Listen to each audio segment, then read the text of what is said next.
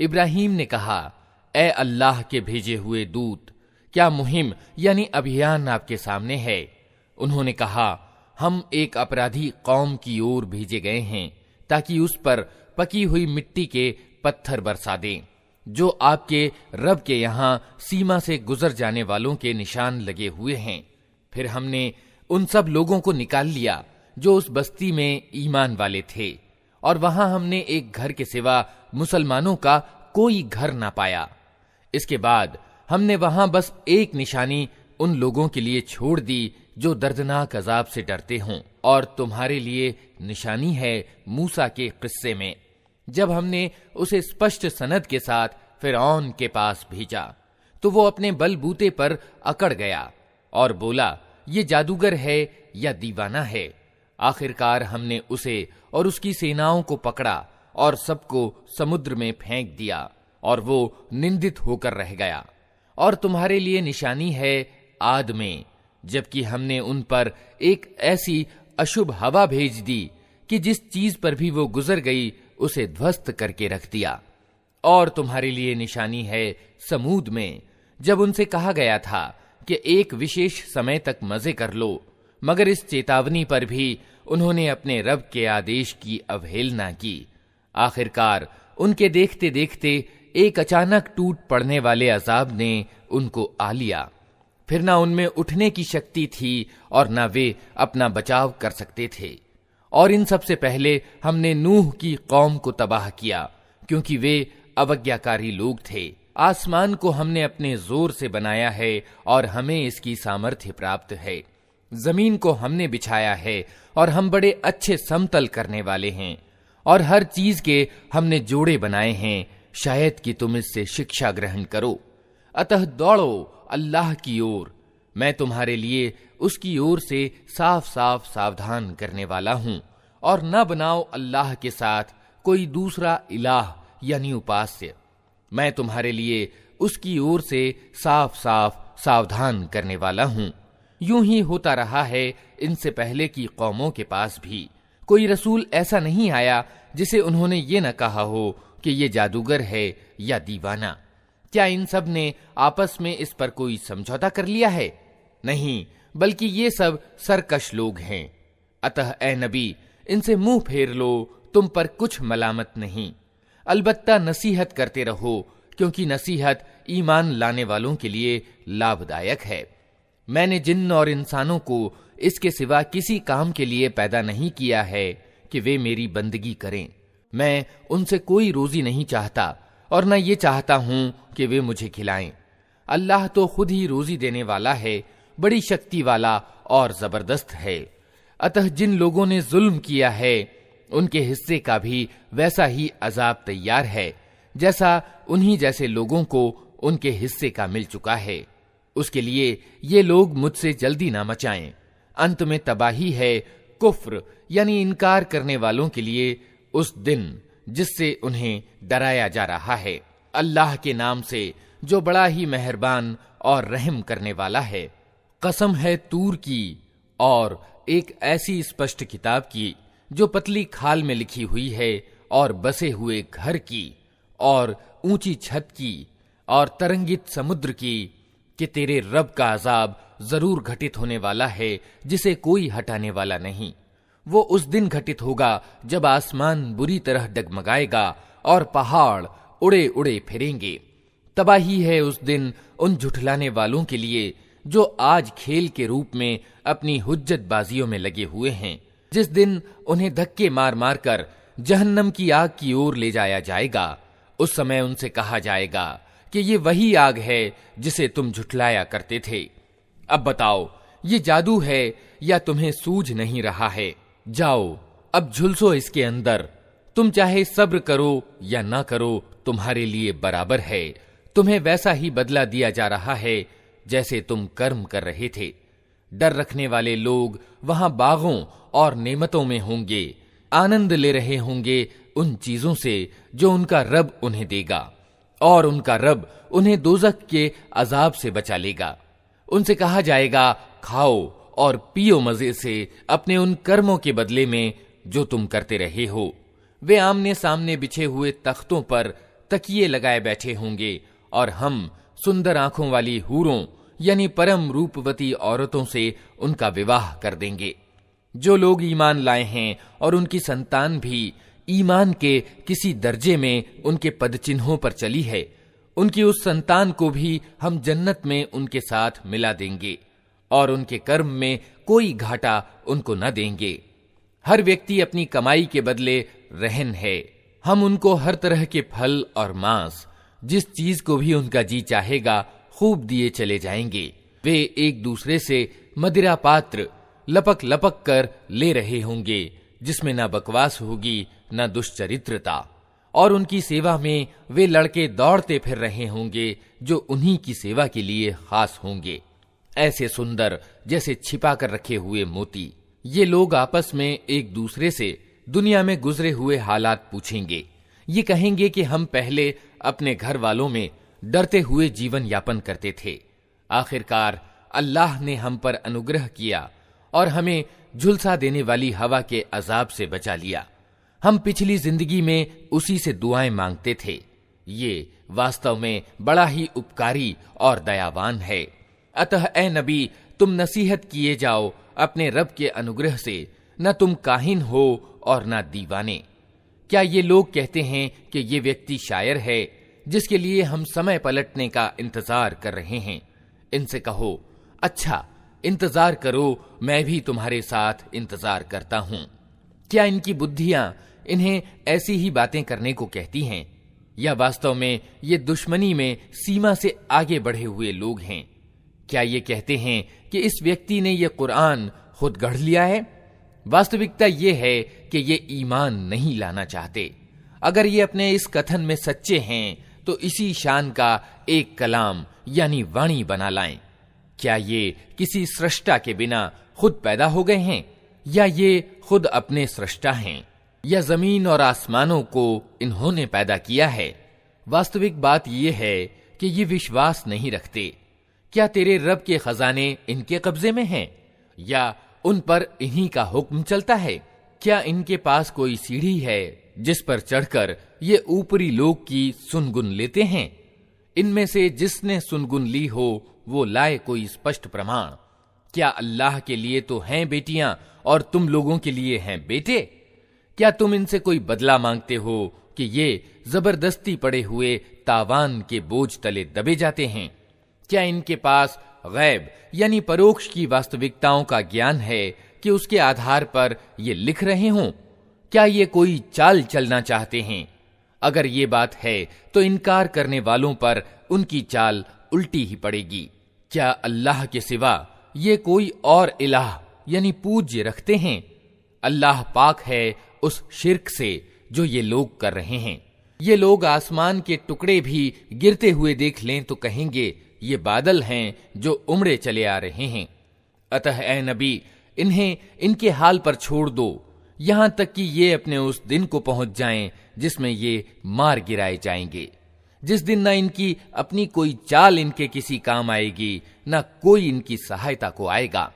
और उस समय के आने से पहले भी जालिमों के लिए एक अजाब है, मगर उनमें से ज्यादातर जानते नहीं हैं। ए नबी, अपने रब का फैसला आने तक सब्र करो, तुम हमारी निगाह में हो। तुम जब उठो तो अपने रब की प्रशंसा के साथ उसकी तस्बीह करो, रात को भी उसकी तस्बीह किया करो, और सितारे जब पलटते हैं उस समय भी। अल्लाह के नाम से जो बड़ा ही मेहरबान और रहम करने वाला है। कसम है तारे की जबकि वो डूबा, तुम्हारा साथी न भटका है न बहका है, वो अपने मन की इच्छा से नहीं बोलता। ये तो एक प्रकाशना यानी वही है जो उस पर उतारी जाती है। उसे बड़ी शक्ति वाले ने शिक्षा दी है जो बड़ा हिकमत वाला है। वो सामने आ खड़ा हुआ जबकि वो ऊपरी क्षितिज पर था, फिर करीब आया और ऊपर रुक गया, यहां तक कि 2 कमानों के बराबर या उससे कुछ कम दूरी रह गई। तब उसने अल्लाह के बंदे को प्रकाशना यानी वही पहुंचाई जो प्रकाशना यानी वही भी उसे पहुंचानी थी। निगाह ने जो कुछ देखा, दिल ने उसमें झूठ ना मिलाया। अब क्या तुम उस चीज पर उससे झगड़ते हो जिसे वो आंखों से देखता है?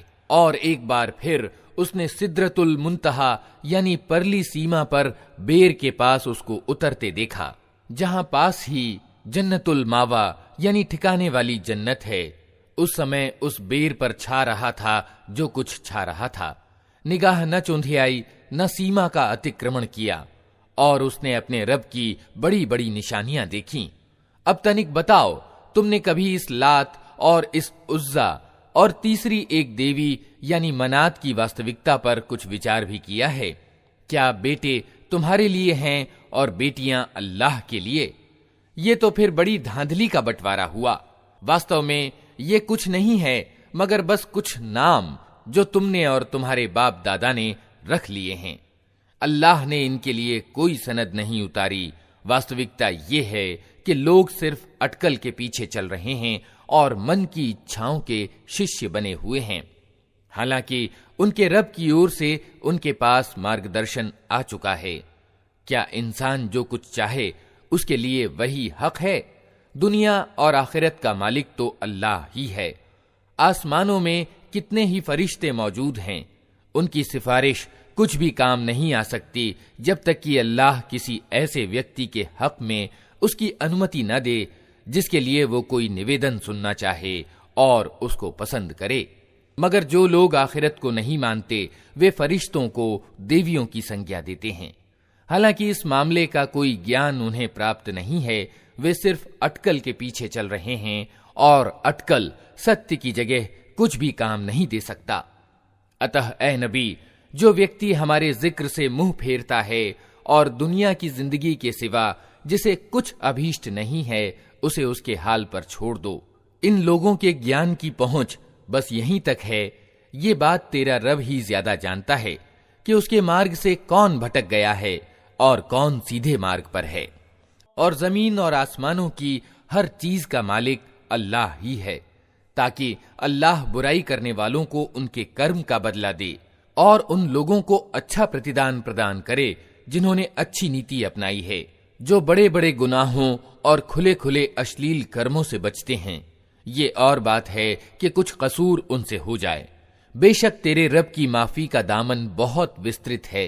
वो तुम्हें उस समय से खूब जानता है जब उसने जमीन से तुम्हें पैदा किया और जब तुम अपनी माओं के पेट में अभी भ्रूण अवस्था ही में थे। अतः अपने मन की पवित्रता के दावे न करो। वही अच्छी तरह जानता है कि वास्तव में डर रखने वाला कौन है। फिर ए नबी, तुमने उस व्यक्ति को भी देखा जो अल्लाह के मार्ग से फिर गया और थोड़ा सा देकर रुक गया। क्या उसके पास परोक्ष का ज्ञान है कि वो वास्तविकता को देख रहा है? क्या उसे उन बातों की कोई खबर नहीं पहुंची जो मूसा की पुस्तिकाओं और उस इब्राहिम की पुस्तिकाओं में बयान हुई हैं, जिसने वफा का हक अदा कर दिया?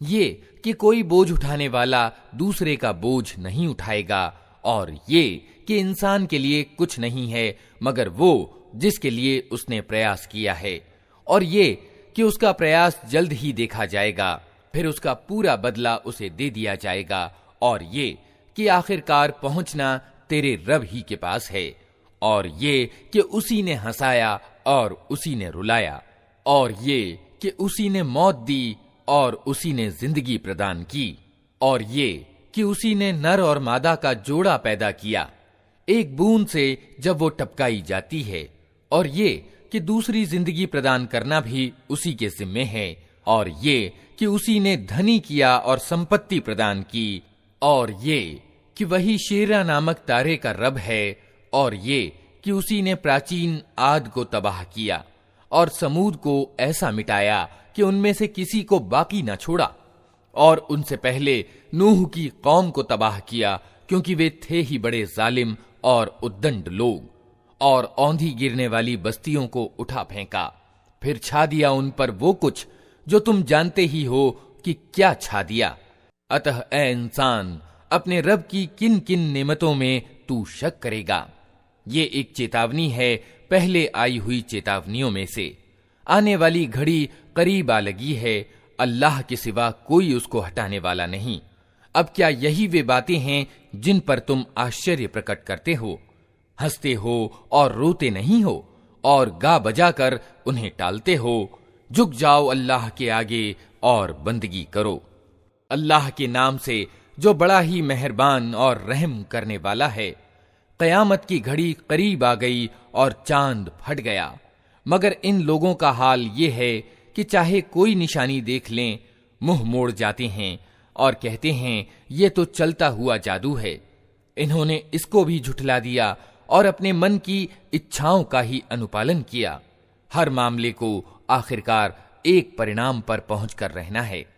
इन लोगों के सामने पिछली कौमों के वे हालात आ चुके हैं जिनमें सरकशी से बाज रखने के लिए काफी शिक्षाप्रद सामग्री है और ऐसी तत्वदर्शिता जो नसीहत के उद्देश्य को व्यापक रूप से पूरा करती है, मगर चेतावनियां इन पर काम नहीं करती। अतः ए नबी, इनसे मुंह फेर लो। जिस दिन पुकारने वाला एक अत्यंत अप्रिय चीज की ओर पुकारेगा, लोग डरी हुई निगाहों के साथ अपनी कब्रों से इस तरह निकलेंगे मानो वे बिखरी हुई टिड्डियां हैं। पुकारने वाले की ओर दौड़े जा रहे होंगे और वही इनकार करने वाले जो दुनिया में इसका इनकार करते थे उस समय कहेंगे कि ये तो बड़ा कठिन दिन है। इनसे पहले नूह की कौम झुठला चुकी है। उन्होंने हमारे बंदे को झूठा ठहराया और कहा कि ये दीवाना है, और वो बुरी तरह झिड़का गया।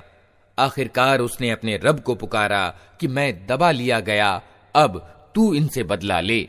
तब हमने मूसलाधार बारिश से आसमान के द्वार खोल दिए और जमीन को फाड़कर स्रोतों में परिवर्तन कर दिया, और ये सारा पानी उस काम को पूरा करने के लिए मिल गया जो नियत हो चुका था। और नूह को हमने एक तख्तों और कीलों वाली अर्थात नाव पर सवार कर दिया जो हमारी निगरानी में चल रही थी। ये था बदला उस व्यक्ति के लिए जिसकी नाकदरी की गई थी। उस नाव को हमने एक निशानी बनाकर छोड़ दिया, फिर कोई है नसीहत कबूल करने वाला। देख लो कैसा था मेरा अजाब और कैसी थी मेरी चेतावनियां। हमने इस कुरान को नसीहत के लिए सहज साधन बना दिया है, फिर क्या है कोई नसीहत कबूल करने वाला।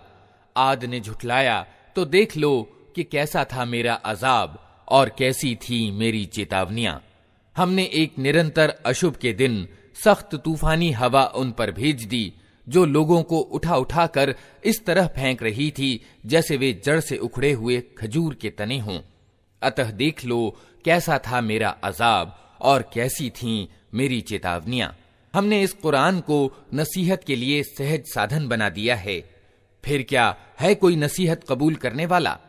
समूद ने चेतावनियों को झुठलाया और कहने लगे, एक अकेला आदमी जो हम ही में से है, क्या अब हम उसके पीछे चलें? उसका अनुपालन हम स्वीकार कर लें तो इसका अर्थ ये होगा कि हम बहक गए हैं और हमारी बुद्धि मारी गई है। क्या हमारे बीच बस यही एक व्यक्ति था जिस पर अल्लाह का जिक्र उतारा गया? नहीं, बल्कि ये परले दर्जे का झूठा और खुद ही गलती पर है। हमने अपने पैगंबर से कहा, कल ही इन्हें मालूम हुआ जाता है कि कौन परले दर्जे का झूठा और खुद गलती पर है। हम ऊंटनी को इनके लिए फितना बनाकर भेज रहे हैं। अब तनिक सब्र के साथ देख कि इनका क्या परिणाम होता है। इनको जता दे कि पानी इनके और ऊंटनी के बीच बांटा जाएगा और हर एक अपनी बारी के दिन पानी पर आएगा। आखिरकार उन लोगों ने अपने आदमी को पुकारा और उसने इस काम का बीड़ा उठाया और ऊंटनी को मार डाला। फिर देख लो कि कैसा था मेरा अजाब और कैसी थी मेरी चेतावनियां। हमने उन पर बस एक ही धमाका छोड़ा और वे बाड़े वाले की रौंदी हुई बाढ़ की तरह भुस होकर रह गए। हमने इस कुरान को नसीहत के लिए सहज साधन बना दिया है, अब है कोई नसीहत कबूल करने वाला। लूत की कौम ने चेतावनियों को झुठलाया और हमने पथराव करने वाली हवा उस पर भेज दी। केवल लूत के घर वाले उससे सुरक्षित रहे।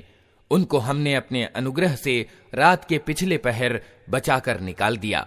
ये बदला देते हैं हम हर उस व्यक्ति को जो कृतज्ञ होता है। लूत ने अपनी कौम के लोगों को हमारी पकड़ से सावधान किया, मगर वे सारी चेतावनियों को संदिग्ध समझकर बातों में उड़ाते रहे। फिर उन्होंने उसे अपने मेहमानों की हिफाजत से बाज रखने की कोशिश की। आखिरकार हमने उनकी आंखें मूंद दी कि चखो अब मेरे अजाब और मेरी चेतावनियों का मजा। सुबह सवेरे ही एक अटल अजाब ने उनको आ लिया चखो मजा अब मेरे अजाब का और मेरी चेतावनियों का। हमने इस कुरान को नसीहत के लिए सहज साधन बना दिया है, अतः है कोई नसीहत कबूल करने वाला। और फिरौनियों के पास भी चेतावनियां आई थीं, मगर उन्होंने हमारी सारी निशानियों को झुठला दिया। आखिरकार हमने उन्हें पकड़ा जिस तरह कोई जबरदस्त सामर्थ्यवान पकड़ा करता है। क्या तुम्हारे इनकार करने वाले कुछ उन लोगों से अच्छे हैं, या आसमानी किताबों में तुम्हारे लिए कोई माफी लिखी हुई है? या इन लोगों का कहना यह है कि हम एक मजबूत जत्था हैं, अपना बचाव कर लेंगे, जल्द ही ये जत्था परास्त हो जाएगा और ये सब पीठ फेर कर भागते दिखाई देंगे। बल्कि इनसे निपटने के लिए वास्तविक वादे का समय तो कयामत है, और वो बड़ी आफत और ज्यादा कड़वी घड़ी है। ये अपराधी लोग वास्तव में भ्रम में पड़े हुए हैं और इनकी बुद्धि मारी गई है।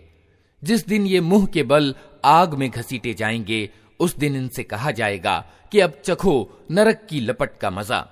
हमने हर चीज एक तकदीर के साथ पैदा की है, और हमारा आदेश बस एक ही आदेश होता है, और पलक झपकाते वो क्रियान्वित हो जाता है। तुम जैसे बहुतों को हम तबाह कर चुके हैं, फिर है कोई नसीहत कबूल करने वाला? जो कुछ इन्होंने किया है वो सब चिट्ठों यानी दफ्तरों में अंकित है, और हर छोटी बड़ी बात लिखी हुई मौजूद है। अवज्ञा से बचने वाले यकीनन बागों और नहरों में होंगे, सच्ची प्रतिष्ठा की जगह बड़े प्रभुत्वशाली बादशाह के करीब। अल्लाह के नाम से जो बड़ा ही मेहरबान और रहम करने वाला है। बड़े ही मेहरबान अल्लाह ने इस कुरान की शिक्षा दी है। उसी ने इंसान को पैदा किया और उसे बोलना सिखाया। सूरज और चांद एक हिसाब के पाबंद हैं, और तारे और पेड़ सब सजदे में हैं। आसमान को उसने ऊंचा किया और तुला स्थापित कर दी। इसका तकाजा ये है कि तुम तुला में विघ्न उत्पन्न न करो। इंसाफ के साथ ठीक ठीक तौलो और तराजू में डंडी न मारो। जमीन को उसने सब खिलकत यानी कृति के लिए बनाया। उसमें हर तरह के बहुत से मजेदार फल हैं। खजूर के पेड़ हैं जिनके फल आवरणों में लिपटे हुए हैं। तरह तरह के अनाज हैं जिनमें भूसा भी होता है और दाना भी।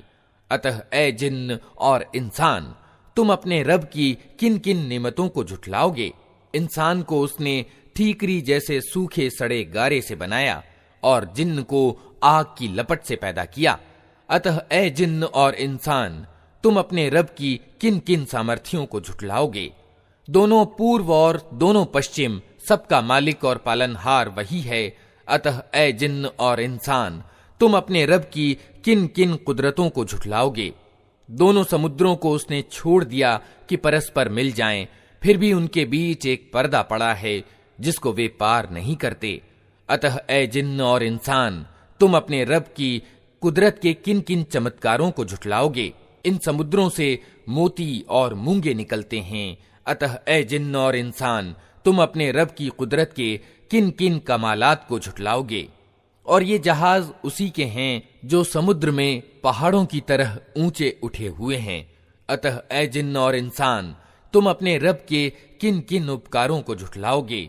हर चीज जो इस जमीन में है नाशवान है, और सिर्फ तेरे रब का प्रतापवान एवं उदार स्वरूप ही बाकी रहने वाला है। अतः ए जिन्न और इंसान, तुम अपने रब के किन किन कमालात को झुठलाओगे? जमीन और आसमानों में जो भी हैं, सब अपनी आवश्यकताओं की पूर्ति की उसी से मांग कर रहे हैं। नित वो नई शान में है।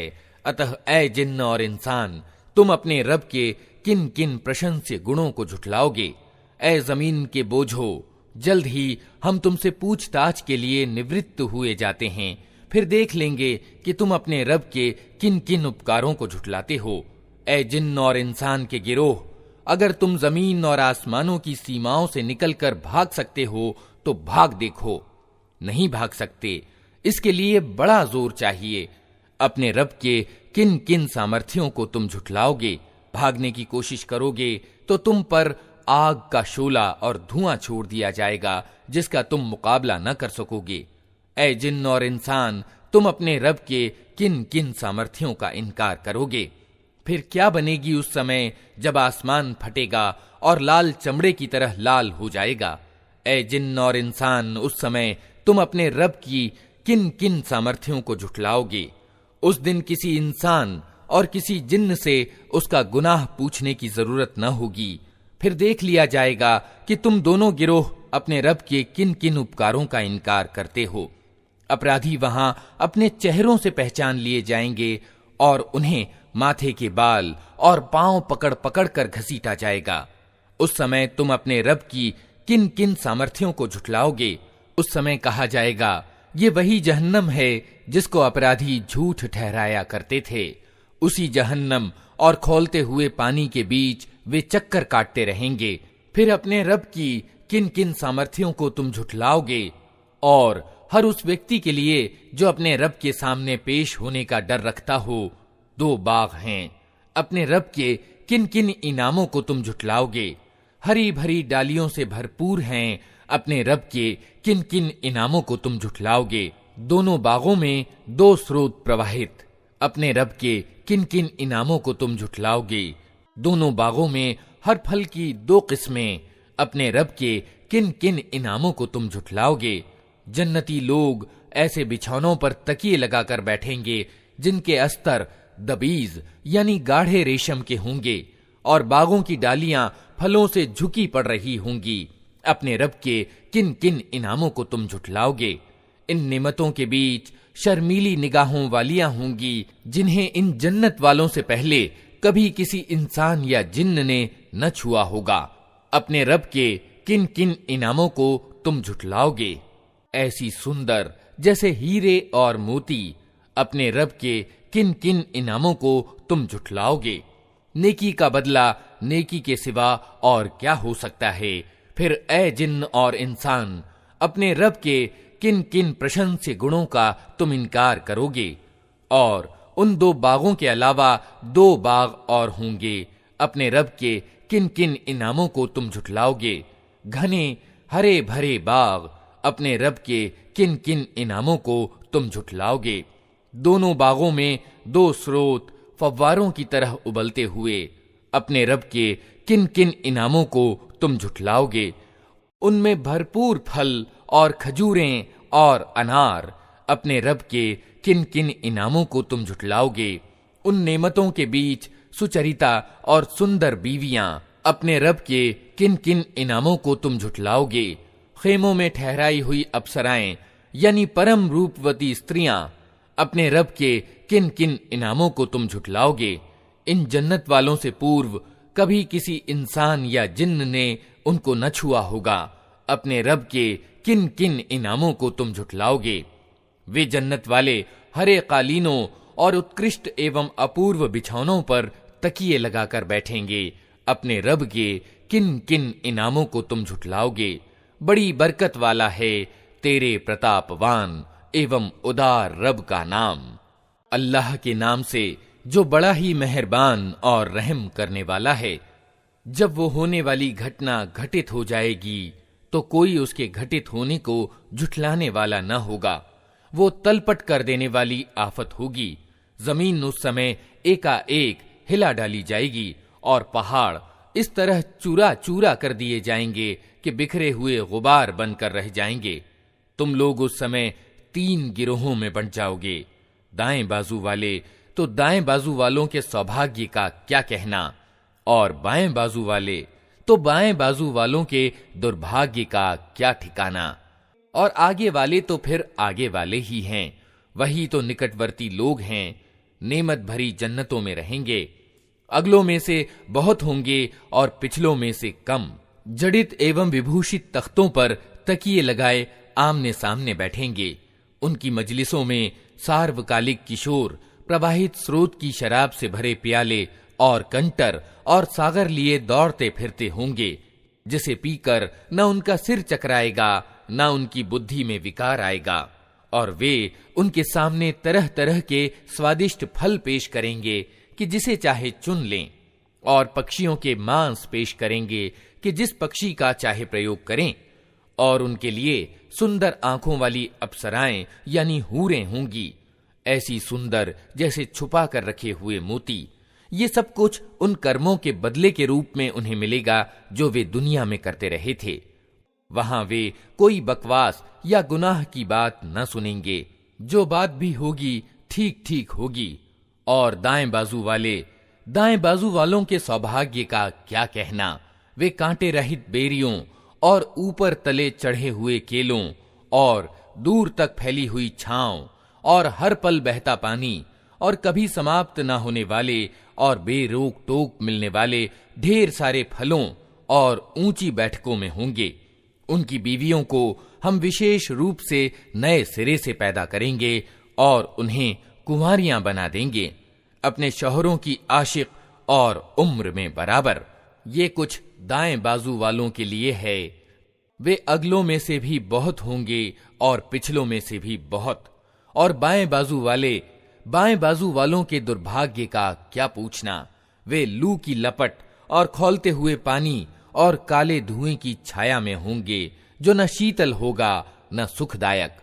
ये वे लोग होंगे जो इस परिणाम को पहुंचने से पहले सुखी संपन्न थे और महापाप पर आग्रह करते थे। कहते थे, क्या जब हम मरकर मिट्टी हो जाएंगे और हड्डियों का पंजर रह जाएंगे तो फिर उठा खड़े किए जाएंगे? और क्या हमारे बाप दादा भी उठाए जाएंगे जो पहले गुजर चुके हैं? ए नबी, इन लोगों से कहो, यकीनन अगले और पिछले सब एक दिन जरूर इकट्ठे किए जाने वाले हैं, जिसका समय नियत किया जा चुका है। फिर ए गुमराहो और झुठलाने वालों, तुम जक्कूम यानी थूहड़ के पेड़ का भोजन करने वाले हो। उसी से तुम पेट भरोगे और ऊपर से खौलता हुआ पानी तौंस लगे हुए ऊंट की तरह पियोगे। ये है उन बाएं बाजू वालों के अतिथि सत्कार की सामग्री बदला दिए जाने के दिन। हमने तुम्हें पैदा किया है, फिर क्यों तस्दीक नहीं करते? कभी तुमने विचार किया, ये वीर्य जो तुम डालते हो, इससे बच्चा तुम बनाते हो या उसके बनाने वाले हम हैं? हमने तुम्हारे बीच मौत को बांटा है और हमारे बस से ये बाहर नहीं है कि हम तुम्हारे रूप बदल दें और किसी ऐसे रूप में तुम्हें पैदा कर दें जिसको तुम नहीं जानते। अपनी पहली पैदाइश को तो तुम जानते ही हो, फिर क्यों शिक्षा ग्रहण नहीं करते? कभी तुमने सोचा, ये बीज जो तुम बोते हो, इनसे खेतियां तुम उगाते हो या उनके उगाने वाले हम हैं? हम चाहें तो इन खेतियों को भूस बनाकर रख दें और तुम तरह तरह की बातें बनाते रह जाओ कि हम पर तो उल्टा डांड पड़ गया, बल्कि हमारे तो नसीब ही फूटे हुए हैं। कभी तुमने आंखें खोलकर देखा, ये पानी जो तुम पीते हो, इसे तुमने बादल से बरसाया है या इसके बरसाने वाले हम हैं? हम चाहें तो इसे अत्यंत खारा बनाकर रख दें, फिर क्यों तुम कृतज्ञता नहीं दिखाते?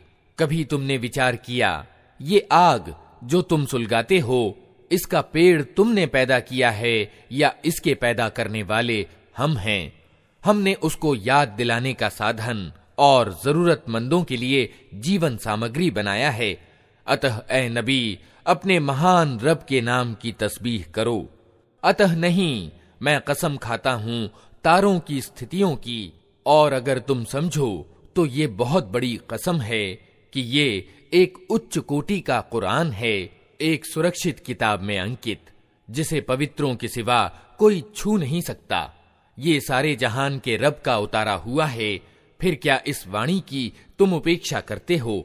और इस नेमत में अपना हिस्सा तुमने ये रखा है कि इसे झुठलाते हो। अब अगर तुम किसी के अधीन नहीं हो और अपने इस विचार में सच्चे हो, तो जब मरने वाले की जान हलक तक पहुंच चुकी होती है और तुम आंखों देख रहे होते हो कि वो मर रहा है, उस समय उसकी निकलती हुई जान को वापस क्यों नहीं ले आते? उस समय तुम्हारी अपेक्षा हम उसके ज्यादा नजदीक होते हैं, मगर तुमको दिखाई नहीं देते। फिर वो मरने वाला अगर करीब वालों में से हो तो उसके लिए सुख और उत्तम आजीविका और नेमत भरी जन्नत है, और अगर वो दाएं पक्ष वालों में से हो तो उसका स्वागत यूं होता है कि सलाम है तुझे, तू दाएं पक्ष वालों में से है। और अगर वो झुठलाने वाले गुमराह लोगों में से हो तो उसके सत्कार के लिए खौलता हुआ पानी है और जहन्नम में झोंका जाना। ये सब कुछ परम सत्य है। अतः ए नबी, अपने महान रब के नाम की तस्बीह यानी गुणगान करो। अल्लाह के नाम से जो बड़ा ही मेहरबान और रहम करने वाला है।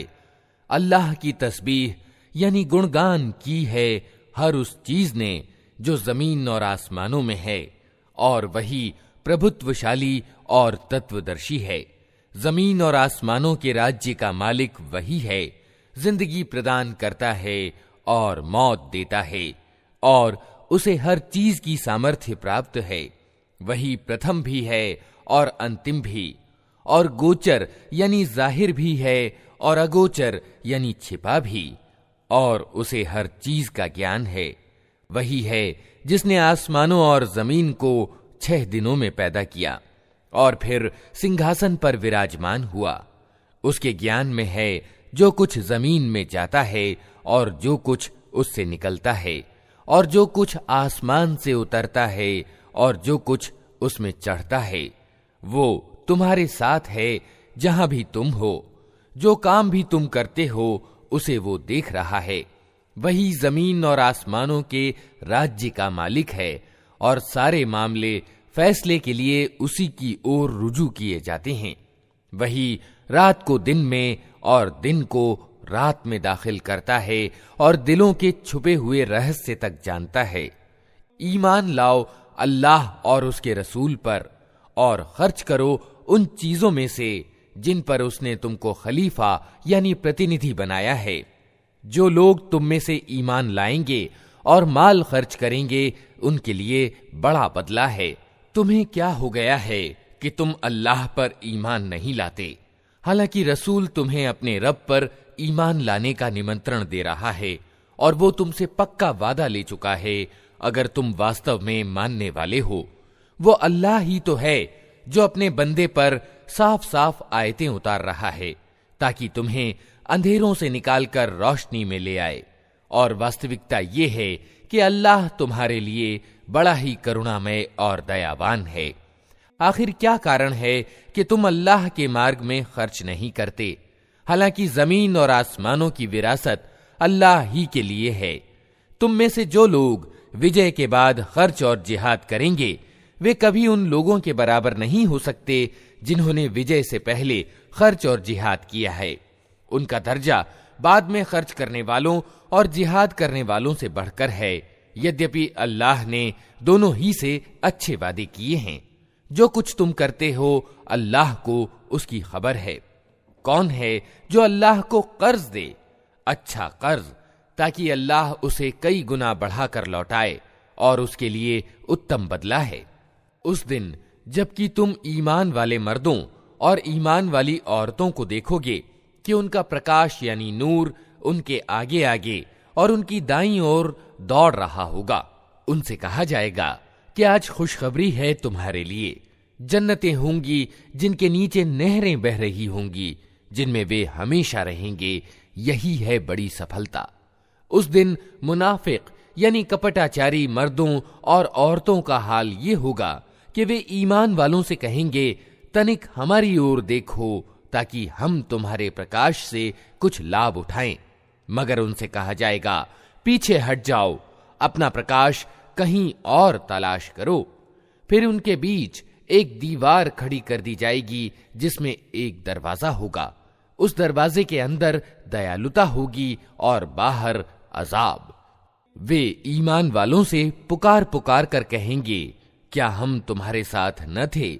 ईमान वाले जवाब देंगे, हाँ, मगर तुमने अपने आप को खुद फितने में डाला, अवसरवादिता से काम लिया, शक में पड़े रहे और झूठी आशाएं तुम्हें धोखा देती रहीं, यहां तक कि अल्लाह का फैसला आ गया और अंतिम समय तक वो बड़ा धोखेबाज शैतान तुम्हें अल्लाह के मामले में धोखा देता रहा। अतः आज न तुमसे कोई फिदिया यानी मुक्ति प्रतिदान स्वीकार किया जाएगा और न उन लोगों से जिन्होंने खुल्लम खुल्ला कुफ्र यानी इनकार किया था। तुम्हारा ठिकाना जहन्नम है, वही तुम्हारी खबर लेने वाली है और ये बड़ा ही बुरा परिणाम है। क्या ईमान लाने वालों के लिए अभी वो समय नहीं आया कि उनके दिल अल्लाह के जिक्र से पिघलें और उसके उतारे हुए सत्य के आगे झुकें और वे उन लोगों की तरह न हो जाएं जिन्हें पहले किताब दी गई थी। फिर एक लंबा समय उन पर गुजर गया तो उनके दिल कठोर हो गए और आज उनमें से ज्यादातर अवज्ञाकारी बने हुए हैं। अच्छी तरह जान लो कि अल्लाह जमीन को उसकी मौत के बाद जिंदगी प्रदान करता है। हमने निशानियां तुमको साफ साफ दिखा दी हैं, शायद कि तुम बुद्धि से काम लो। मर्दों और औरतों में से जो लोग सदक़े यानी दान देने वाले हैं और जिन्होंने अल्लाह को अच्छा कर्ज दिया है, उनको वास्तव में कई गुना बढ़ा कर दिया जाएगा और उनके लिए बड़ा ही अच्छा बदला है। और जो लोग अल्लाह और उसके रसूलों पर ईमान लाए हैं, वही अपने रब के नजदीक सिद्दीक यानी अत्यंत सच्चे और शहीद यानी साक्षी हैं। उनके लिए उनका बदला और उनका प्रकाश है। और जिन लोगों ने कुफ्र यानी इनकार किया है और हमारी आयतों को झुठलाया है, वे दोज़खी हैं। खूब जान लो कि ये दुनिया की जिंदगी इसके सिवा कुछ नहीं कि एक खेल और दिल्लगी और ऊपरी टीप टाप और तुम्हारा आपस में एक दूसरों पर बड़ाई जताना और धन और संतान में एक दूसरे से बढ़ जाने की कोशिश करना है। इसकी मिसाल ऐसी है जैसे एक वर्षा हो गई तो उससे पैदा होने वाली वनस्पति को देखकर किसान खुश हो गए। फिर वही खेती पक जाती है और तुम देखते हो कि वो पीली हो गई, फिर वो भुस बनकर रह जाती है। इसके विपरीत आखिरत वो स्थान है जहां कठोर अजाब है और अल्लाह का क्षमादान यानी माफी और उसकी प्रसन्नता है। दुनिया की जिंदगी एक धोखे की टट्टी के सिवा कुछ नहीं। दौड़ो और एक दूसरे से आगे बढ़ने की कोशिश करो अपने रब के क्षमादान और उस जन्नत की ओर जिसका विस्तार आसमान और जमीन जैसा है, जो तैयार की गई है उन लोगों के लिए जो अल्लाह और उसके रसूलों पर ईमान लाए हों। ये अल्लाह का उदार अनुग्रह है, जिसे चाहता है प्रदान करता है और अल्लाह बड़ा अनुग्रह वाला है। कोई मुसीबत ऐसी नहीं जो जमीन में या तुम्हारे अपने ऊपर उतरती हो और हमने उसको पैदा करने से पहले एक किताब अर्थात भाग्य पत्रिका में लिख ना रखा हो। ऐसा करना अल्लाह के लिए बहुत आसान काम है। ये सब कुछ इसलिए है ताकि जो कुछ भी हानि तुम्हें हो उस पर तुम्हारा दिल छोटा ना हो और जो कुछ अल्लाह तुम्हें प्रदान करे उस पर फूल ना जाओ। अल्लाह ऐसे लोगों को पसंद नहीं करता जो अपने आप को बड़ी चीज समझते हैं और डींगे मारते हैं, जो खुद कंजूसी करते हैं और दूसरों को कंजूसी करने पर उकसाते हैं। अब अगर कोई मुंह मोड़ता है तो अल्लाह निस्पृह यानी बेनियाज और प्रशंसनीय है। हमने अपने रसूलों को साफ साफ निशानियों और मार्गदर्शनों के साथ भेजा और उनके साथ किताब और तुला अवतरित की ताकि लोग इंसाफ पर कायम हों, और लोहा उतारा जिसमें बड़ा जोर है और लोगों के लिए लाभ है। ये इसलिए किया गया है कि अल्लाह को मालूम हो जाए कि कौन उसको देखे बिना उसकी और उसके रसूलों की सहायता करता है। यकीनन अल्लाह बड़ी शक्ति वाला और प्रभुत्वशाली है। हमने नूह और इब्राहिम को भेजा और उन दोनों की नस्ल में नबूवत यानी पैगंबरी और किताब रख दी। फिर उनकी औलाद में से किसी ने सन्मार्ग अपनाया और बहुत से अवज्ञाकारी हो गए।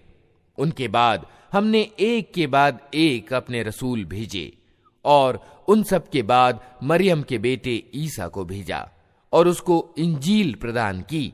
और जिन लोगों ने उसका अनुसरण किया उनके दिलों में हमने तरस और दयालुता डाल दी और रहबानियत यानी संसार त्याग की प्रथा उन्होंने खुद आविष्कृत की।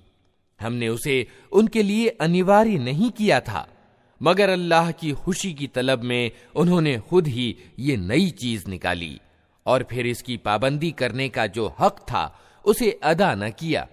उनमें से जो लोग ईमान लाए हुए थे उनका प्रतिदान हमने उनको प्रदान किया, मगर उनमें से ज्यादातर लोग अवज्ञाकारी हैं। ऐ लोगो जो ईमान लाए हो, अल्लाह से डरो और उसके रसूल मोहम्मद सल्लल्लाहु अलैहि वसल्लम पर ईमान लाओ।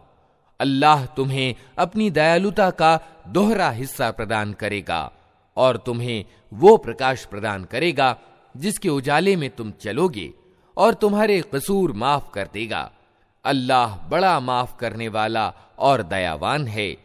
तुमको ये नीति अपनानी चाहिए ताकि किताब वालों को मालूम हो जाए कि अल्लाह के अनुग्रह पर उनका कोई एकाधिकार नहीं है, और ये कि अल्लाह का अनुग्रह उसके अपने ही हाथ में है, जिसे चाहता है प्रदान करता है, और वो महान अनुग्रह वाला है।